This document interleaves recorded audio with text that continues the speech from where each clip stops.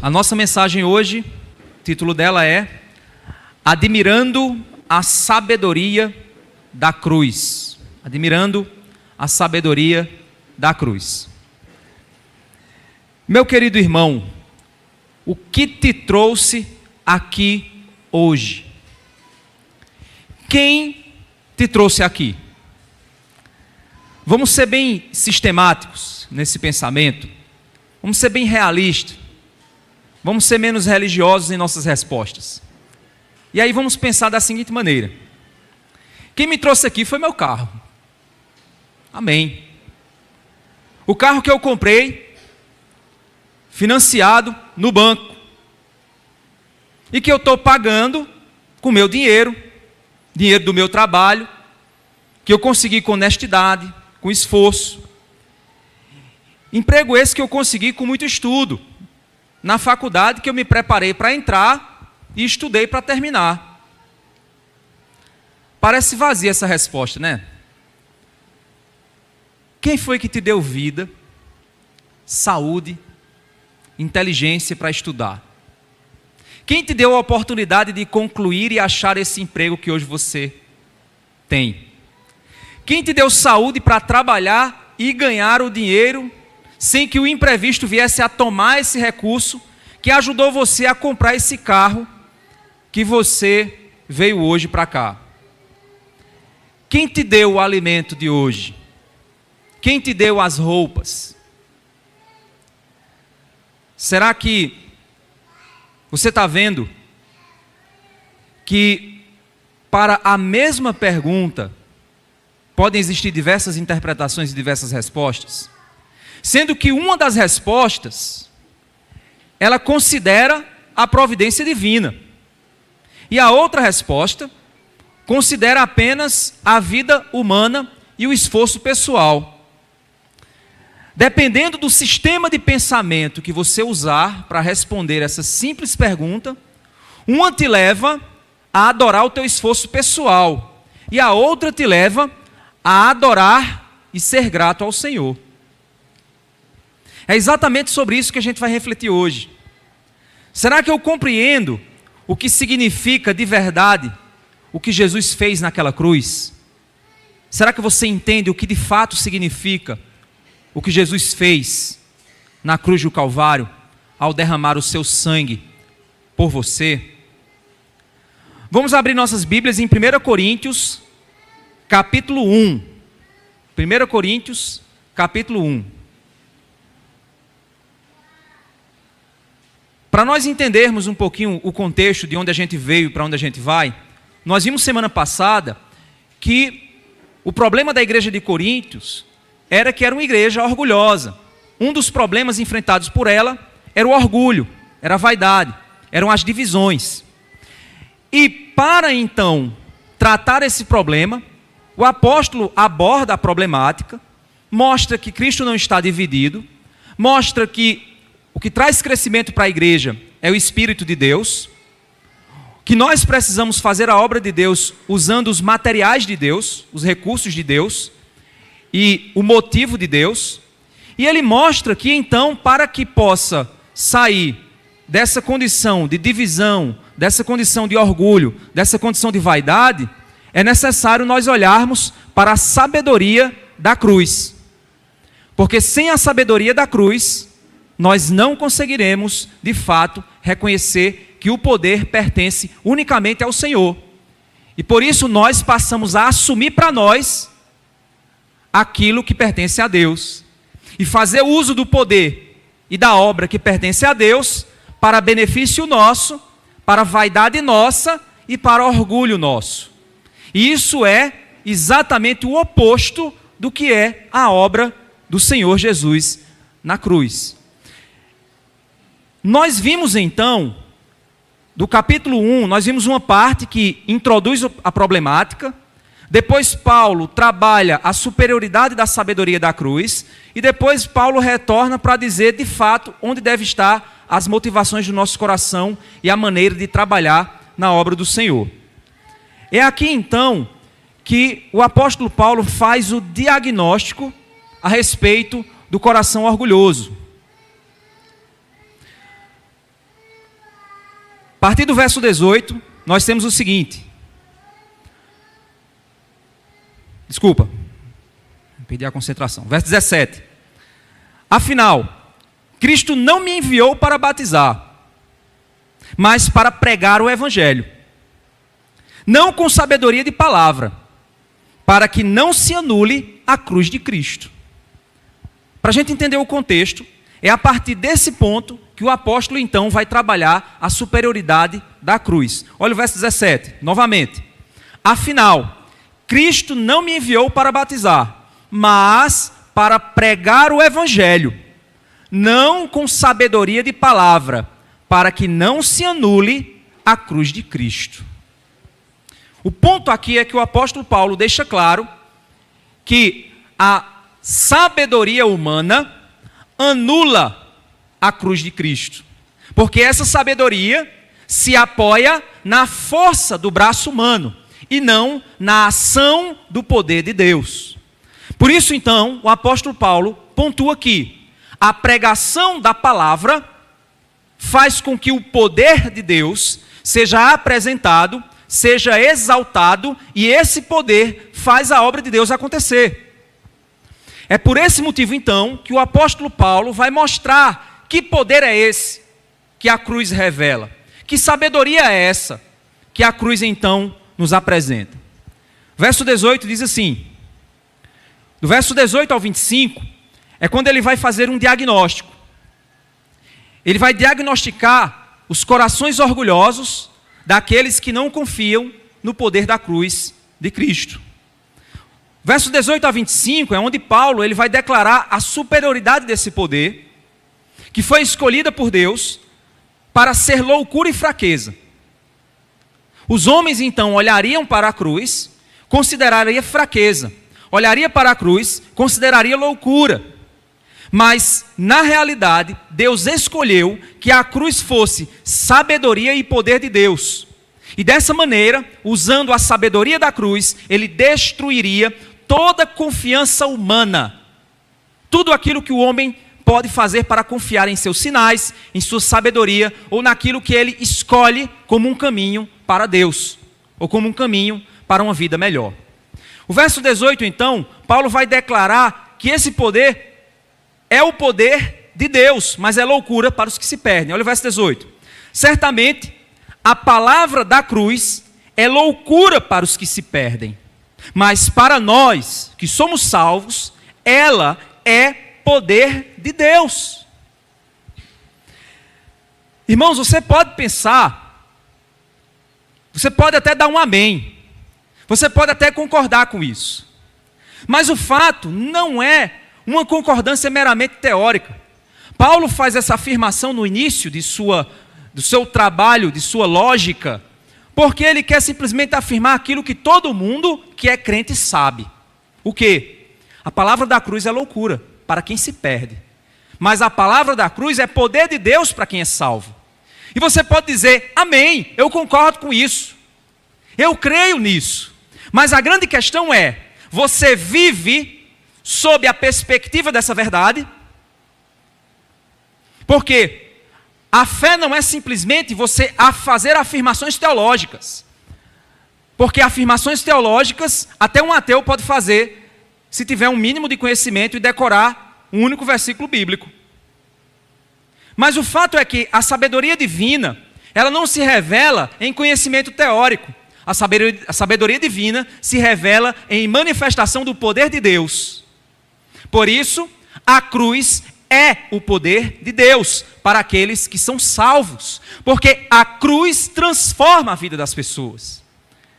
O ímpio pode até dizer, a cruz é poder, mas ele não viver esse poder, ele não experimentar esse poder. Você pode até fazer essa afirmação, mas não está experimentando esse poder na sua vida, porque a sua vida não está sendo transformada, o seu coração não está sendo quebrantado, você não está buscando santidade, você não está vivendo a superioridade da cruz. Você sabe que ela é superior, mas essa superioridade não passa apenas de uma mera afirmação. É por isso então que Paulo ele vai fazer essa afirmação. Ele vai mostrar que existem dois grupos. O grupo daqueles que consideram que a palavra da cruz é poder de Deus, e o grupo daqueles que consideram que a palavra da cruz é loucura.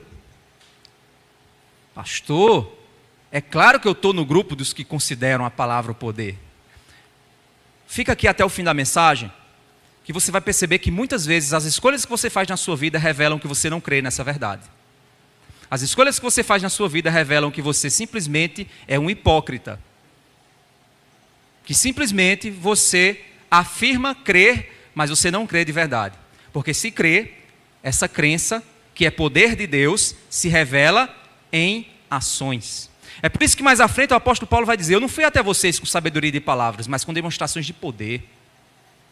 O que é demonstração de poder? Não é ficar rodopiando, pulando, dando cambalhota dentro do culto. Manifestações de poder é você chegar para alguém que está envolvido no álcool e você dizer: se o Filho vos libertar, verdadeiramente sereis livres. E aquela pessoa sair daqui livre em Cristo Jesus. Isso é poder. É esse o poder que o apóstolo Paulo está falando. No verso 19 a 21, ele vai mostrar qual foi a escolha que Deus fez. Um Deus soberano escolheu o quê? O verso 19 diz: pois está escrito: destruirei a sabedoria dos sábios e aniquilarei a inteligência dos inteligentes.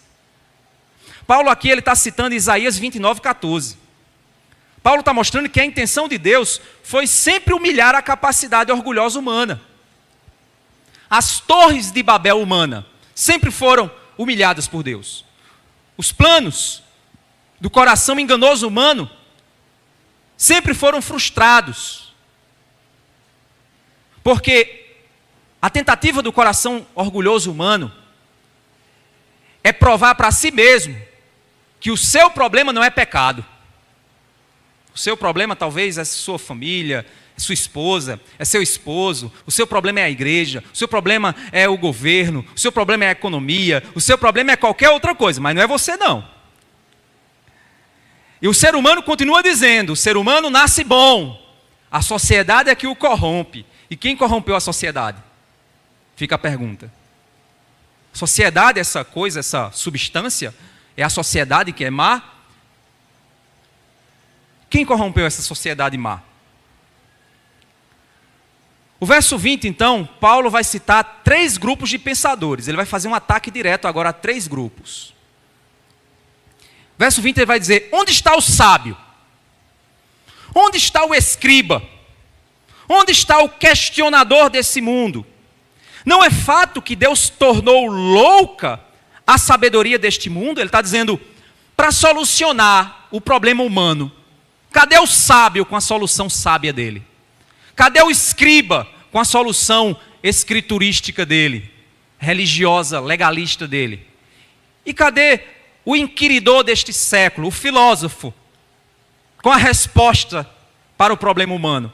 Onde eles estão agora para solucionar o problema humano?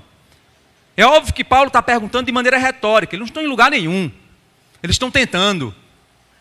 O fato é que se você olhar o mundo do jeito que está, quantos anos já não se passaram, quantas tentativas não são, quantos modelos políticos já não mudaram, quantos partidos, quantas ideias, quantas tentativas científicas, quanta tecnologia, e o problema humano continua o mesmo. A solução não chegou. E aí a pergunta é: onde está o sábio? Onde está o escriba? Onde está o questionador desse mundo para resolver o problema?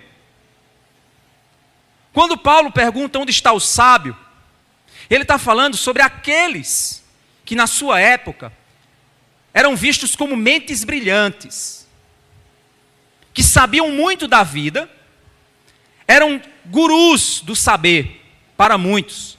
Era aquela aura intelectual. Você sabe o que, às vezes, tem uns filósofos que falam com um jeito intelectual. Às vezes nem filósofos são. Vou falar intelectuais, porque depois ele vai falar dos filósofos. Os intelectuais. Deixa eu citar o nome de um. Pondé. Karnal. Aquele outro lá que gosta muito da área da educação, que é um meio gordinho, esqueci o nome. Mário Sérgio Cortella. Não é assim que ele fala, né? Porque é assim que aí ele fala uma palavra bem difícil. Porque é sistemática, metodológica, humana. Aí você fica, que cara para falar bonito. E ele sentado naquela cadeira com aquela aura intelectual. Eles não são assim, esses caras não são assim. E muitos outros. Não são assim que eles fazem? E aí você fica lá, babando, dizendo, esse homem é muito sábio. Auguste Curry. Ai, ele falou muita coisa linda, que homem maravilhoso.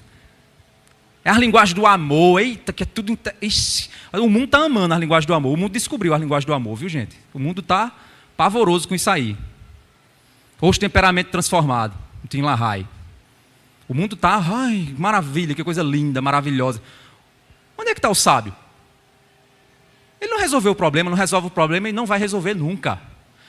E aí ele vai para o segundo grupo. Onde está o escriba?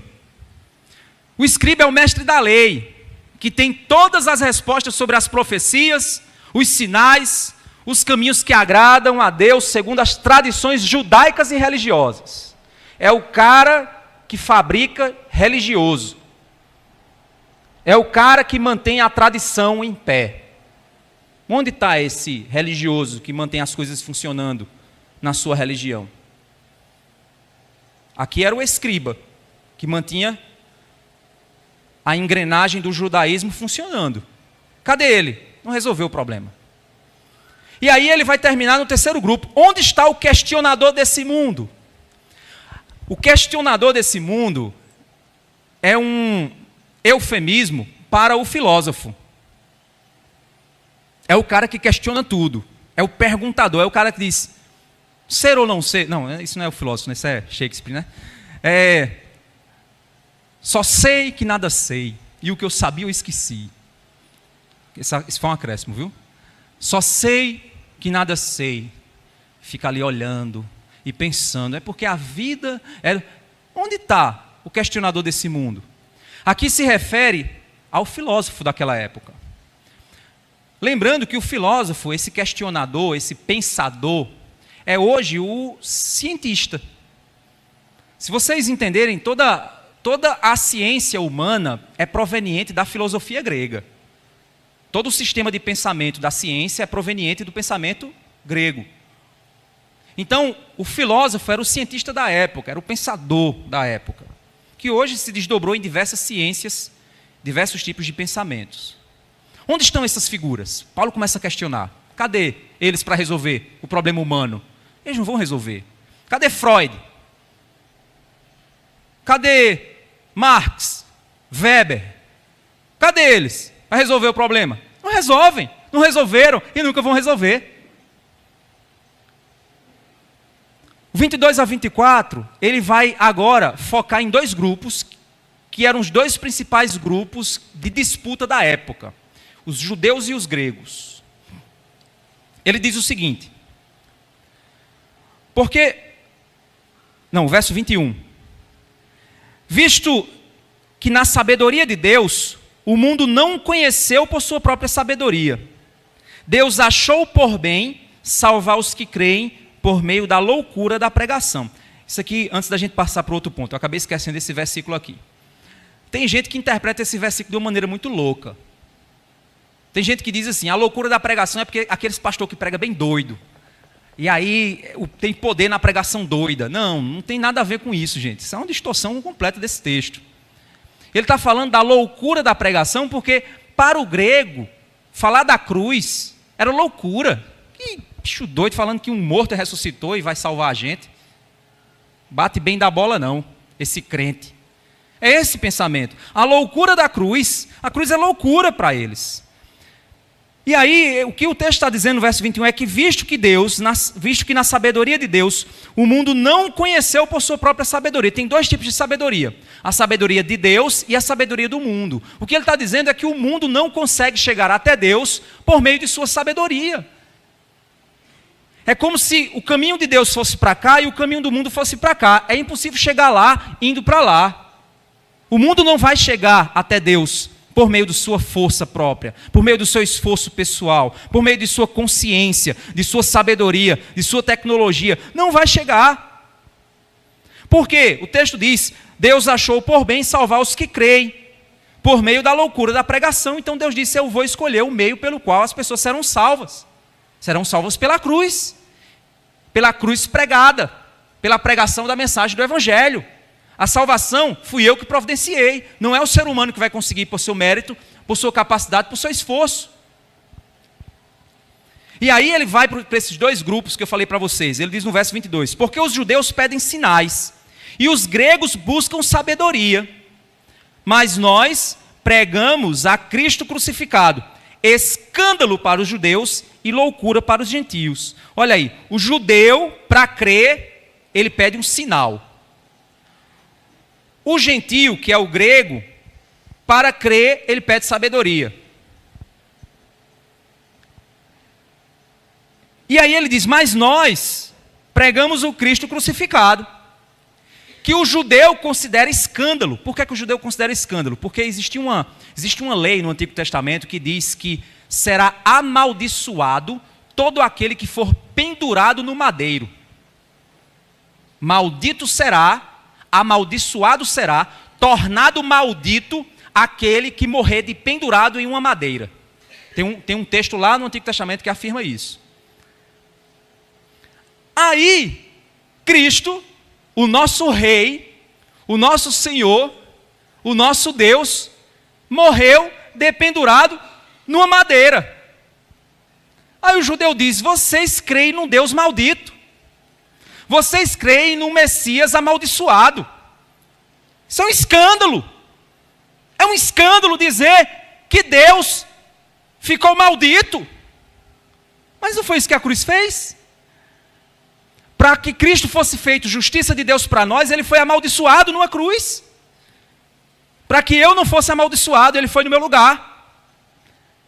Mas aí quando ele morreu e ressuscitou, ele venceu essa maldição. Ele venceu a morte.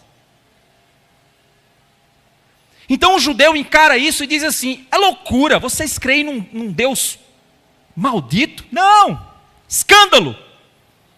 Deus não é amaldiçoado, escândalo. E o grego diz o quê? Loucura.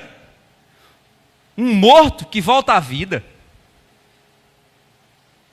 Um morto que ressuscita para salvar você dos seus pecados. Faz sentido isso não. Isso é loucura.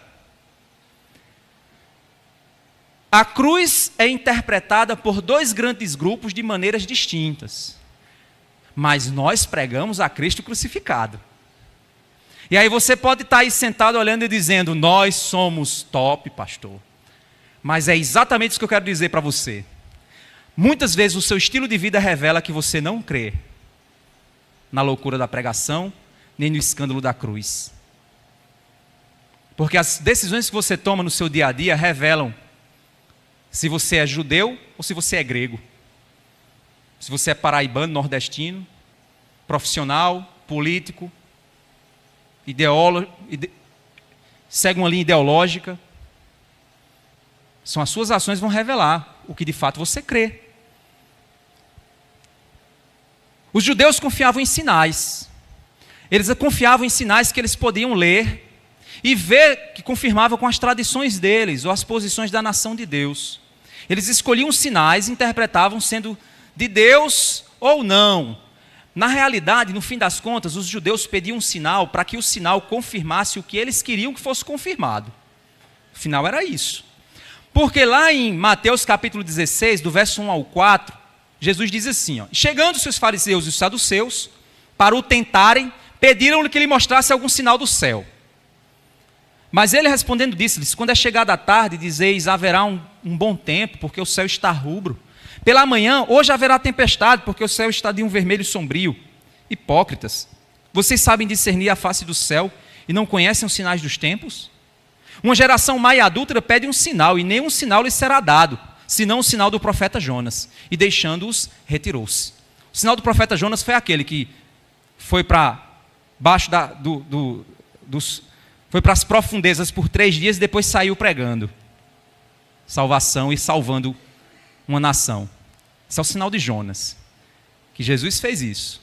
Foi ao seio da terra por 3 dias, quando saiu proclamando a salvação e a vitória sobre a morte. Jesus disse, esse é o sinal que vocês vão receber. a minha morte e a minha ressurreição. Os gregos buscavam sabedoria profunda. A sabedoria humana, filosófica da época, é a sabedoria científica de hoje. Ah, mas eu não acredito em filósofo. Não, se você acredita em cientista, o cientista é o filósofo da nossa época. O problema da sabedoria humana é que ela tropeça na sua busca de direção em si mesma. Sabe o que é a sabedoria humana? Uma vez eu brincava eu desmontava um motorzinho de carro, aqueles carrinhos, eu desmontava um motorzinho, aí juntava com meu irmão, a gente fazia uns barquinhos de isopor, botava aquele motorzinho para com pilha o barquinho, e a gente ficava brincando disso. A nossa brincadeira era essa.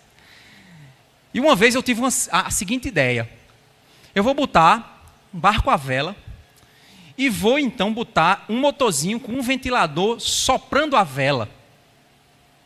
E aí eu fiz o sistema lá, né, o barco de isopor, aí botei o ventiladorzinho e a vela aqui na frente, tudo no mesmo barco. Resultado, não saiu do lugar. Por que não sai, gente? Como é que o ventilador preso no mesmo barco vai soprar o barco vai sair do lugar? É impossível isso. Isso é fisicamente impossível. Quem já estudou física sabe que isso não existe. Mas eu, na minha cabeça de criança, talvez fosse a maior descoberta científica da minha época. Mas não funciona. É o que o ser humano pensa. A gente acha que pela nossa força, sabedoria, ciência, capacidade, a gente vai colocar um ventilador na gente mesmo e sair soprando e melhorando o mundo, melhorando a vida. E aí a gente tropeça na nossa própria vaidade, na nossa própria arrogância, porque Deus escolheu que fosse assim. No lugar de se voltar para a fonte da sabedoria, o ser humano busca cavar a sabedoria a partir de sua própria percepção sem Deus. Ou seja, o Deus que cria a verdade, nós nos voltamos contra ele e queremos que a mentira seja verdade, e negamos a verdade daquele que criou ela. Tenta-se resolver o problema humano sem precisar de Deus. Se nós dissermos que podemos resolver o problema humano sem precisar da sabedoria divina, então, meu irmão, a gente não precisa de Deus. Deus é inútil. Infelizmente, é isso que muitos crentes no dia de hoje pensam. Muito crente, quando tenta tratar os seus dilemas, suas almas, sua vida, sem considerar a sabedoria e o poder da palavra de Deus, eles estão dizendo a Deus: eu não preciso de você, eu posso lidar com isso do meu jeito, com os meus especialistas, com os meus amigos, com minhas opiniões, com o meu dinheiro, com o meu conhecimento. É isso que nós decidimos quando pecamos. Quando escolhemos, a palavra de Deus diz: vá para o lado direito. Aí você: não, eu vou para o lado esquerdo. A palavra de Deus diz: vá para o lado esquerdo. Você diz: eu vou para o lado direito. Fica na tua, viu? Eu sei o caminho. É isso que a gente diz para Deus. Paulo declara que a sabedoria humana é louca e fraca para Deus, mas a sabedoria de Deus é loucura e fraqueza para os homens. Deixa de ser besta. Tu vai fazer isso, é? Eu no teu lugar não faria, não. Aí você vai dizer: não, eu vou fazer porque a palavra de Deus me diz que eu tenho que ser honesto. A palavra de Deus diz que eu tenho que perdoar. A palavra de Deus diz que eu tenho que fazer o bem, mesmo que alguém que me prejudique. Deixa de ser besta. Porque o mundo pensa assim.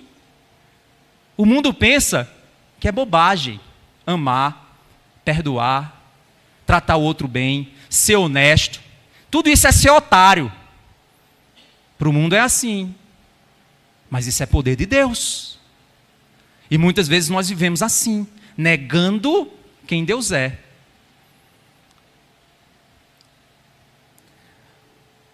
Olha o que ele diz no verso 25. Porque a loucura de Deus é mais sábia do que a sabedoria humana.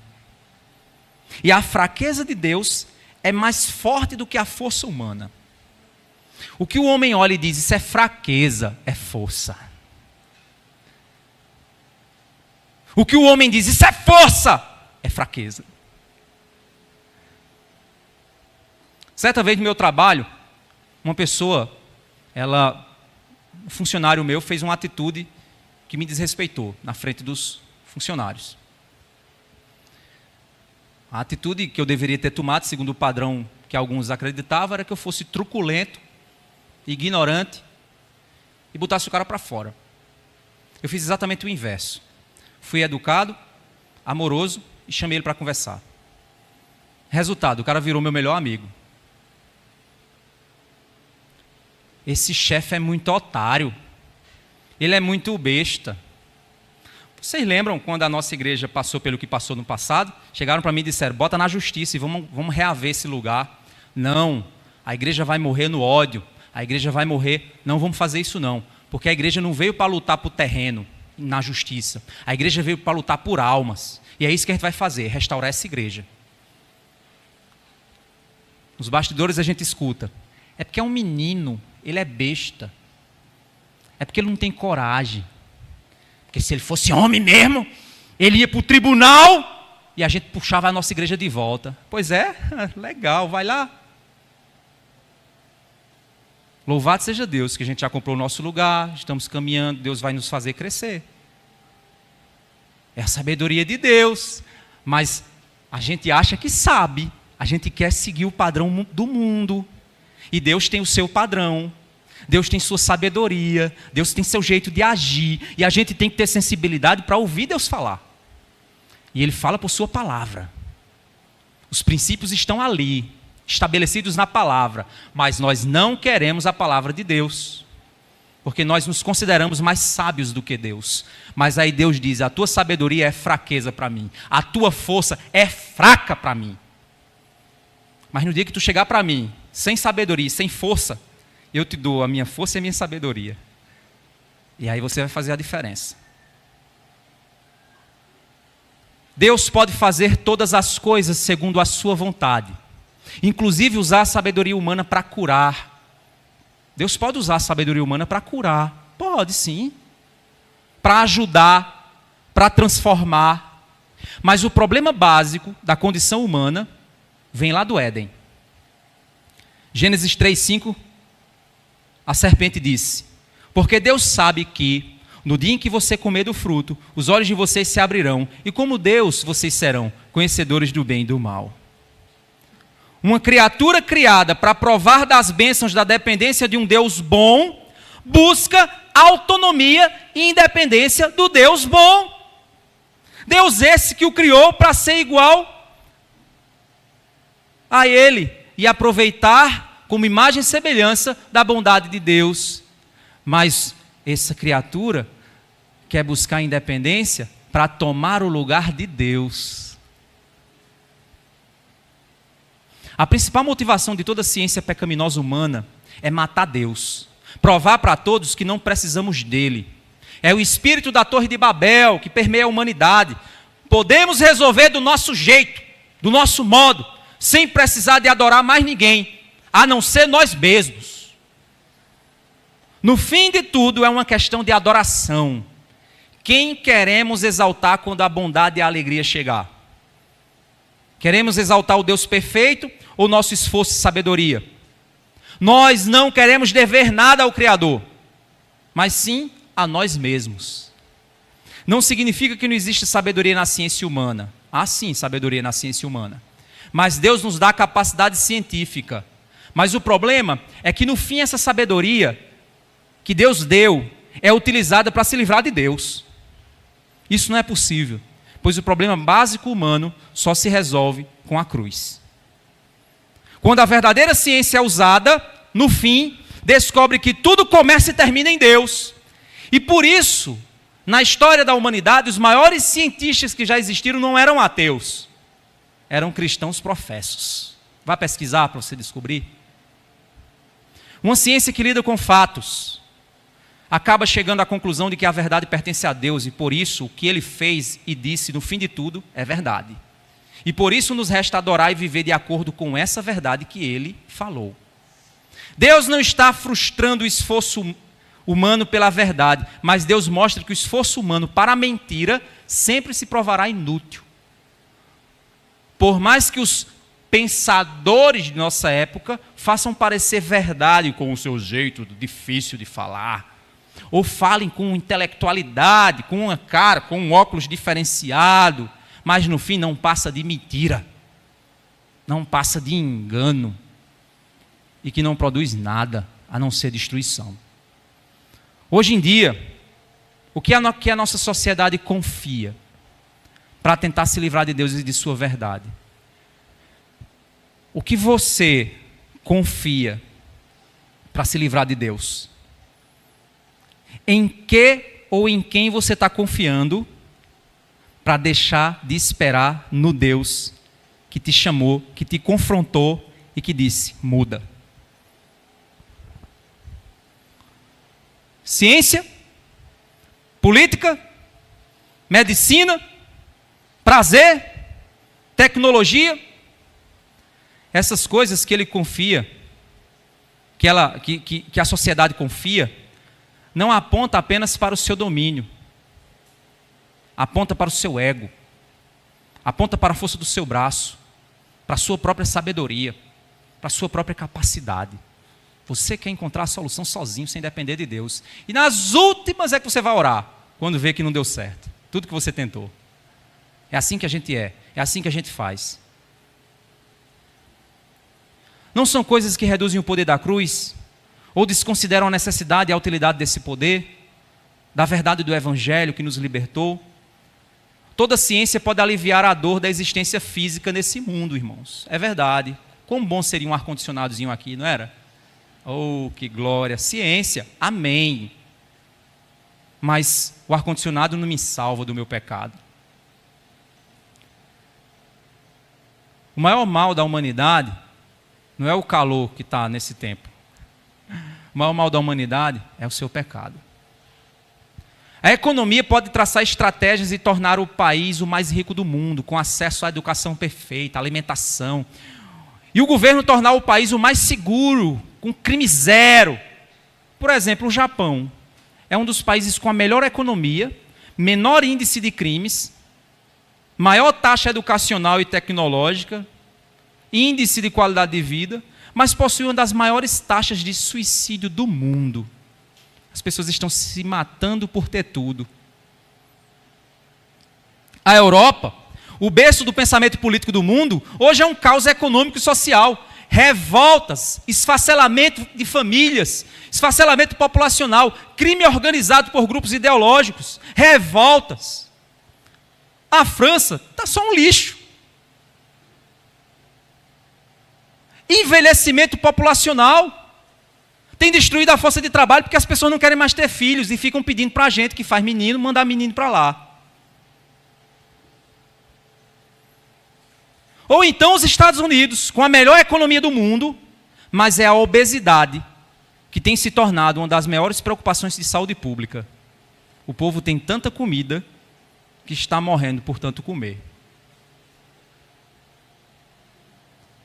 Ou então, Estados Unidos com as melhores e mais avançadas indústrias farmacêuticas do mundo, vendendo vacina para o mundo todo. Estão lá os maiores índices de abuso de medicamentos para dor, depressão, sono. Isso tem se tornado também um problema de saúde pública. A ampliação de problemas de dependência. Alguns desses medicamentos que eles têm tomado de maneira... Você já deve ter visto alguma série, um caba correndo abrindo uma despensa e pegando um potinho laranja e botando medicamento na boca. Você já deve ter visto em algum filme. É um problema de saúde lá. Gente tomando medicamento para tudo quanto é dor emocional. Recentemente agora, se eu não me engano, em 2023, eu vi um índice ontem. 2/3 das causas de morte por overdose têm sido por medicamentos nos Estados Unidos. Um povo que está morrendo por dentro. Se eu for citando os problemas da humanidade aqui, meus irmãos, a gente vai passar a noite inteira falando. Meu ponto é, e você? O que tem confiado para resolver a tua angústia, tua dor, tua ansiedade com o futuro? Porque você vai sentir essas coisas, faz parte da vida, viu? Se você está vivo, você vai sentir dor. Só que a gente não quer sentir dor, a gente não quer resolver os nossos dilemas, a gente não quer tratar os nossos pecados. O que você tem usado para tratar quando o teu coração fica angustiado? Você tem esperança política e aí fica guerreando nas mídias para ver se muda algo? Tem esperança no dinheiro e continua trabalhando para ganhar mais? Você tem esperança no prazer como alívio da tua dor? Então come mais, faz mais sexo, assiste pornografia? Eu estou de saco cheio da minha vida. Eu quero viver a vida de outros. E aí eu começo a me afeiçoar por personagens de séries, de filmes, de doramas. Para eu fugir da droga da minha vida. Porque a vida daquele personagem é melhor.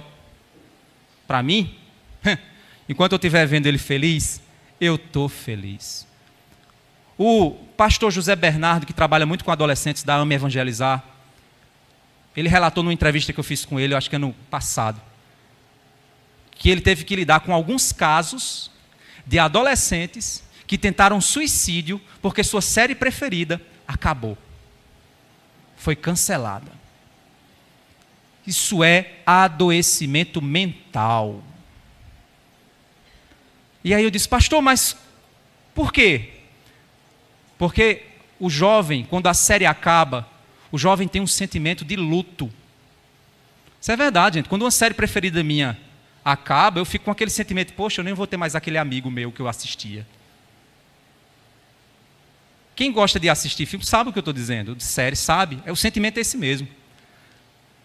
Só que isso tem adoecido adolescentes.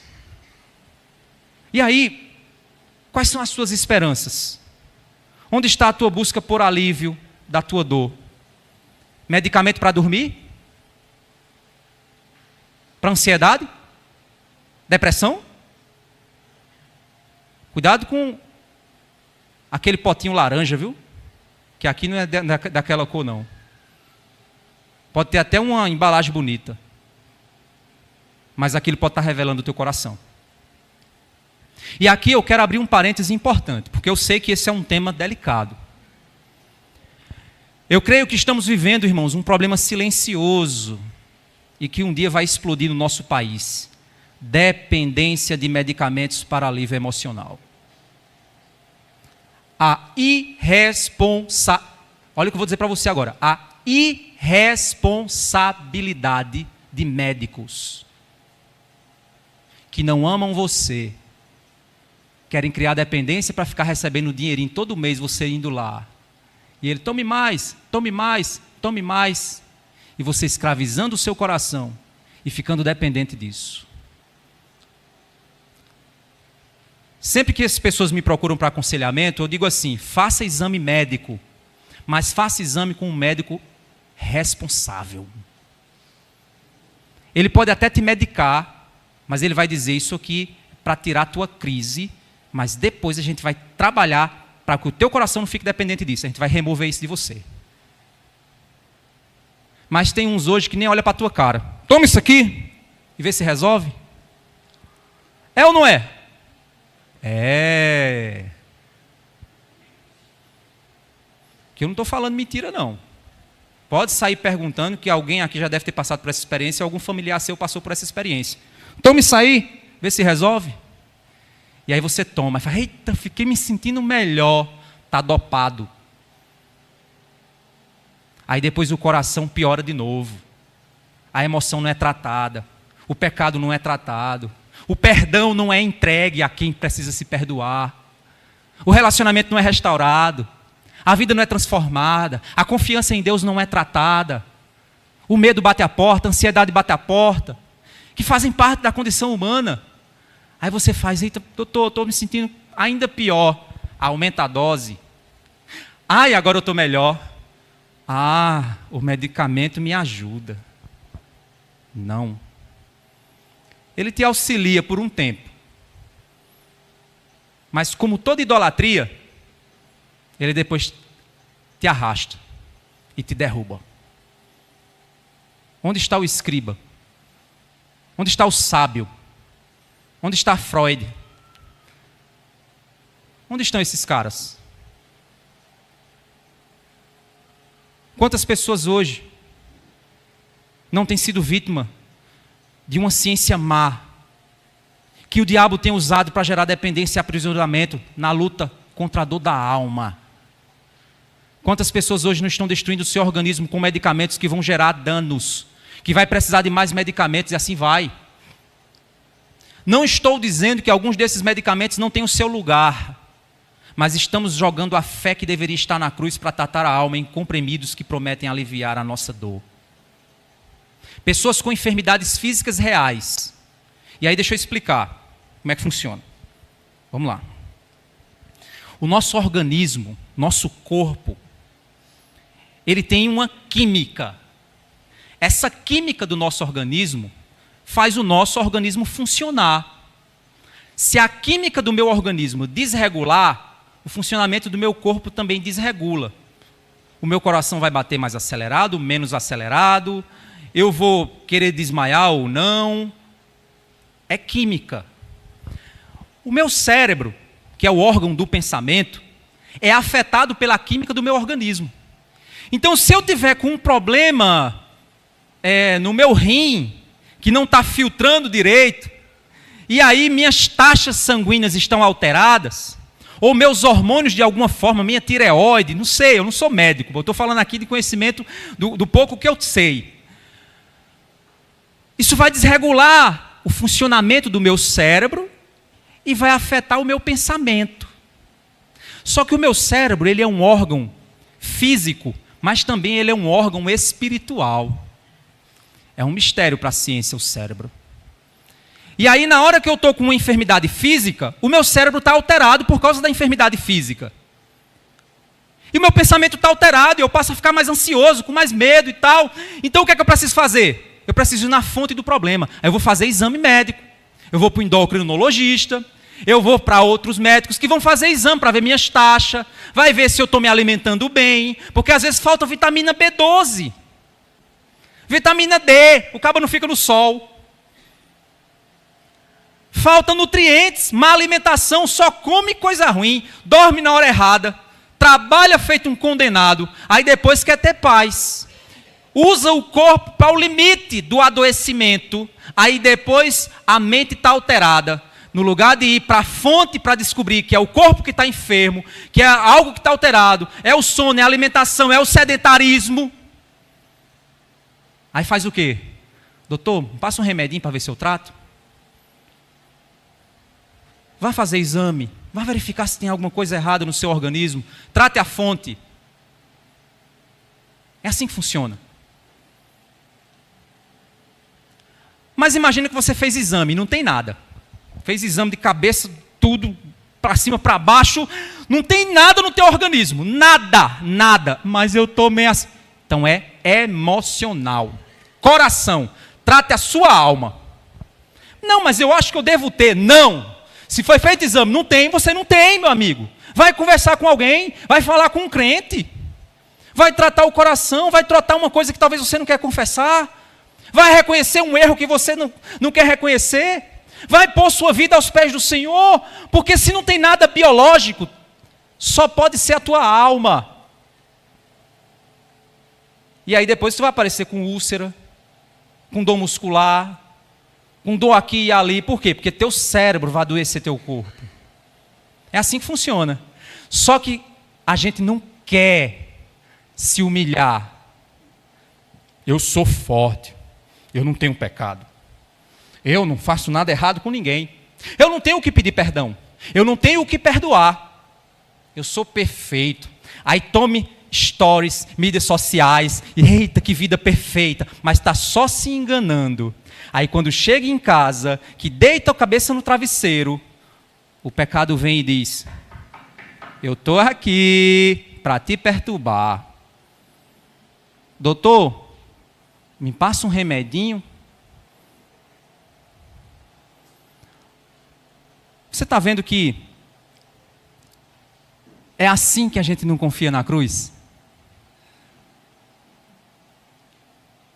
Pastor, eu cometi um pecado. O meu pecado foi terrível. Foi algo muito mal. Eu estou me sentindo culpado. E agora? Se confessarmos os nossos pecados, Ele é fiel e justo para nos perdoar os pecados e nos purificar de toda a justiça. Mas e se Deus me esqueceu? Não há condenação para os que estão em Cristo Jesus. Mas, mais nada, meu amigo. Isso é incredulidade. Volte para a cruz. Pega o teu medo do futuro e pensa o seguinte: Olha para as aves dos céus, que nem semeiam, nem colhem, nem ajuntam em celeiros, mas o vosso Pai Celestial as sustenta. Não tem de vós muito mais valor do que elas? Lancemos sobre Deus as nossas ansiedades, porque Ele tem cuidado de nós.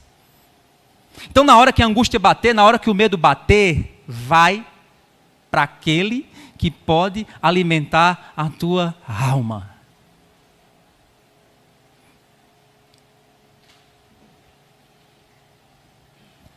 Onde está o sábio? Onde está o escriba? Onde está o questionador dessa era?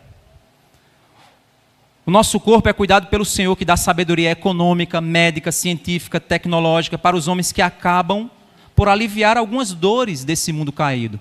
Mas no fim de tudo, a nossa alma começou e vai ter que terminar aos pés do Senhor.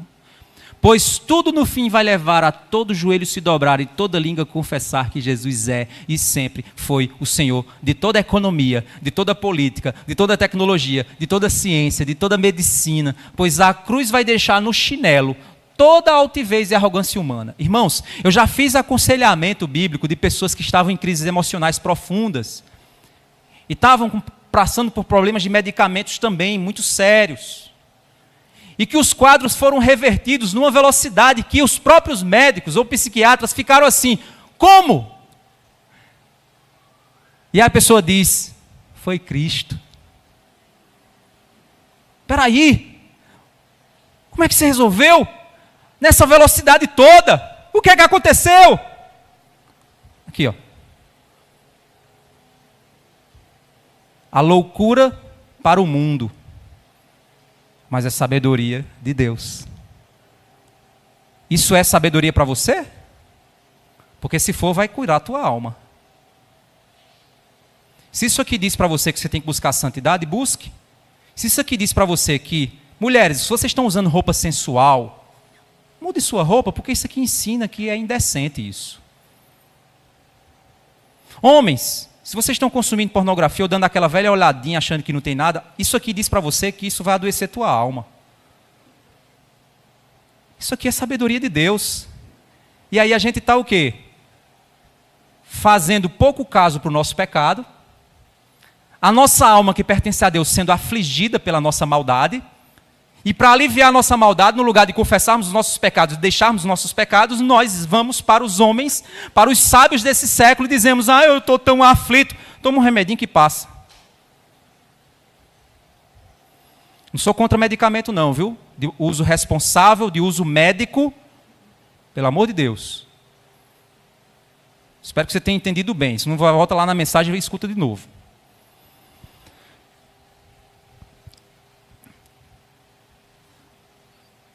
Essas pessoas buscaram sua humilhação no Senhor Jesus de uma maneira que nunca buscaram. Conheceram mais o Senhor e o amaram com todas as forças da sua vida, da sua história, do seu coração. Vocês sabem, irmãos, pelo menos os membros aqui da igreja sabem, que ano passado eu passei por uma aflição muito difícil para mim. O meu esgotamento me levou a uma condição onde eu tive uma crise profunda no meu coração. Duvidei até da minha fé.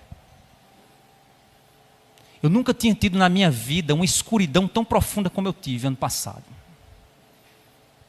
E a coisa mais difícil é você vir para a igreja e sustentar um sorriso, sabendo que quando você chega em casa a dor é profunda e você duvida até de Deus. Às vezes eu me perguntava por que Deus trouxe essa escuridão para mim, se tudo que eu tentava era agradar a Ele e obedecê-lo. Eu orava por vezes em lágrimas, sozinho, escondido da minha esposa e dos meus filhos. E o salmo que eu orava, que me acompanhou durante esse período, era o Salmo 42:5. Por que estás abatido, ó minha alma? Por que te perturbas dentro de mim? Espera em Deus, pois ainda eu o louvarei. A Ele, meu auxílio e Deus meu. E Ele me livrou. Depois que Deus começou a trazer a luz de volta para o meu coração, eu comecei a orar com o coração grato. E aí outro salmo se tornou meu amigo. Salmo 119:71. Foi bom que eu tivesse passado pela aflição, para que eu aprendesse os teus decretos.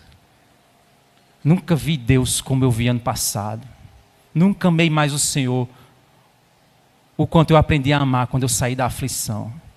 Louvado seja Deus pela dor e pelo sofrimento. Porque é nessas circunstâncias que nós nos humilhamos na potente mão de Deus. E o nosso ego, a nossa arrogância, a nossa vaidade é posta no chão. E hoje eu permaneço vigiando e lutando. Pois em cada luta meu coração tenta se esquecer da sabedoria e do poder da cruz. Mas aí diante de tudo isso, meu irmão, o apóstolo Paulo, quando ele humilha a sabedoria do mundo, como eu fiz aqui agora, onde está o escriba? Onde está o inquiridor desse século? Onde está o sociólogo, o filósofo, o cientista político? Onde está? Onde está? Onde está? Eles não resolvem. A cruz resolve. É poder de Deus. O apóstolo Paulo, depois de humilhar a sabedoria humana e exaltar a sabedoria da cruz, ele mostra quem foi que ele escolheu para revelar a sabedoria. Olha o capítulo 1, verso 26 a 31, vai dizer assim: Irmãos, considerem a vocação de vocês, considere o chamado, batista da graça. Você que é crente, que tem convicção em Jesus, considere o teu chamado, quando Deus te chamou para a salvação, considere isso, pensa nisso. Não foram chamados muitos sábios. Vixe, está me dizendo o que de mim, pastor? Não sou eu não, a Bíblia está dizendo. Não foram chamados muitos sábios, segundo a carne, nem muitos poderosos, nem muitos de nobre nascimento. Deus não dependeu da tua sabedoria, não dependeu da tua riqueza. Deus escolheu um tipo de pessoa. Entre eles não existiam sábios desse mundo, poderosos desse mundo, de nobre nascimento.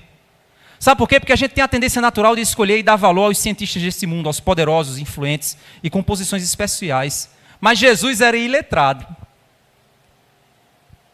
Verso 27. Pelo contrário, Deus escolheu as coisas loucas do mundo para envergonhar os sábios e escolheu as coisas fracas do mundo para envergonhar as fortes. Ou seja, existe um tipo de sistema. Deus escolheu o sistema das coisas loucas para envergonhar o sistema das coisas sábias. Deus escolheu o sistema das coisas fracas para envergonhar o sistema das coisas fortes. E nós temos a tendência natural de escolher e pensar a partir dos sistemas e valores inteligentes, confiar em sistemas de poder que possam nos favorecer. Mas Jesus era carpinteiro. Verso 28. E Deus escolheu as coisas humildes do mundo, as desprezadas e aquelas que não são, para reduzir a nada as que são. Deus escolheu um tipo de valor. Ele escolheu dar valor às coisas humildes para humilhar as coisas soberbas. Ele escolheu dar valor às coisas desprezadas para humilhar as coisas importantes. E ele escolheu as coisas que não são nada para humilhar as coisas que as pessoas acham que são.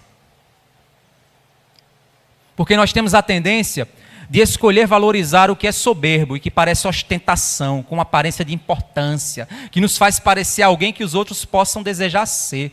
Mas Jesus, ele vinha de Nazaré. Pode vir alguma coisa boa de Nazaré? E a pergunta que quer calar, que não quer calar. Será que se Jesus chegasse diante de você hoje, você daria o devido valor a ele? Se você não acredita no poder do Espírito Santo, na sabedoria das Escrituras, na vontade de Deus, como acha que poderia valorizar Jesus, se ele é a palavra viva? Mesmo diante de toda essa desvalorização que o nosso coração dá ao Senhor, ele nos resgatou por amor. Por amor. Mesmo você não dando o devido valor a ele, ele te amou e te trouxe para ele. E por isso ele nos comprou. Sabe por que ele nos comprou? Olha o verso 30. Mas vocês são dele, em Cristo Jesus, o qual se tornou para nós, da parte de Deus, sabedoria, justiça, santificação e redenção. Quem é crente não duvida disso. Pode não saber como expressar, ou pode não saber como viver, muitas vezes fazer uma escolha errada. Mas eu tenho certeza que você tem convicção de que Jesus é sabedoria, Jesus é justiça, Jesus é santidade, Jesus é redenção. Eu tenho certeza que você sabe disso. Só que isso tem que se refletir no teu estilo de vida.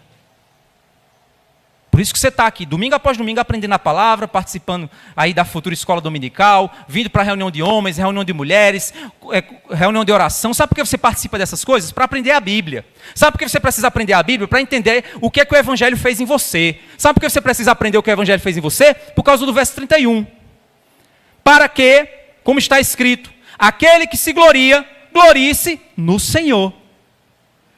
Meu casamento está uma bênção. Porque eu vi lá na reunião de mulheres como é que eu devo ser como esposa. Meu casamento está uma benção, porque eu vi lá na reunião de homens como é que um verdadeiro homem tem que ser. Rapaz, eu estou em paz, porque eu fui na reunião de oração e eu entreguei nas mãos do Senhor aquilo que eu precisava entregar. Rapaz, eu fui lá para a reunião de jovens e eu aprendi que eu não posso dar ouvidos às ideologias, porque muitas vezes elas vão querer dominar meu coração. Então tudo que eu sou e tudo que eu tenho vem da mão do Senhor, porque eu aprendi a viver para a glória dEle. E eu me glorio na sabedoria de Deus, vivendo essa sabedoria no meu dia a dia. Porque antes, meu irmão, Jesus era tudo para você e hoje Ele não é. Porque antes Ele tinha todo o poder de tirar a tua ansiedade, tristeza, medo. A palavra dEle falava ao teu coração e hoje, se você tiver algo, você acha que é porque você comprou, estudou, trabalhou, fez o tratamento certo, achou o especialista que te curou. Por que é que Jesus tinha valor para você e hoje não tem mais?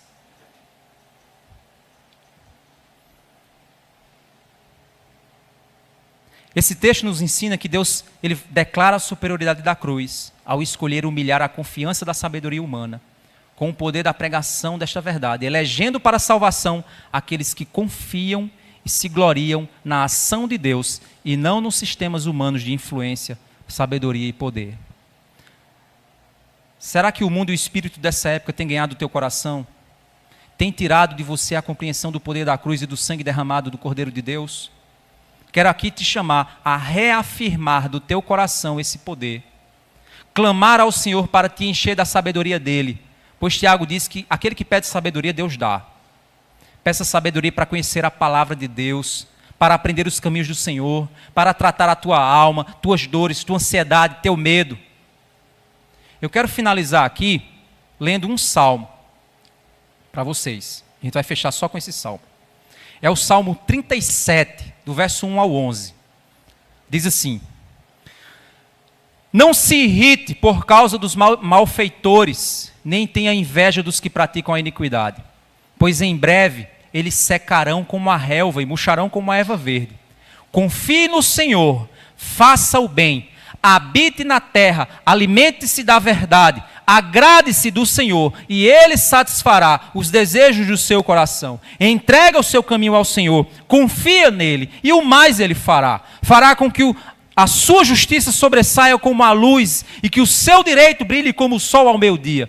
Descanse no Senhor, espere nele, não se irrite por causa daquele que prospera em seu caminho, por causa do que realiza os seus maus desígnios. Deixe a ira, abandone o furor, não se irrite, isso certamente acabará mal, porque os malfeitores serão exterminados, mas os que esperam no Senhor possuirão a terra. Mas um pouco de tempo e já não existirão os ímpios. Você procurará no lugar onde eles estavam e não os encontrará, mas os mansos herdarão a terra e terão alegria na abundância de paz.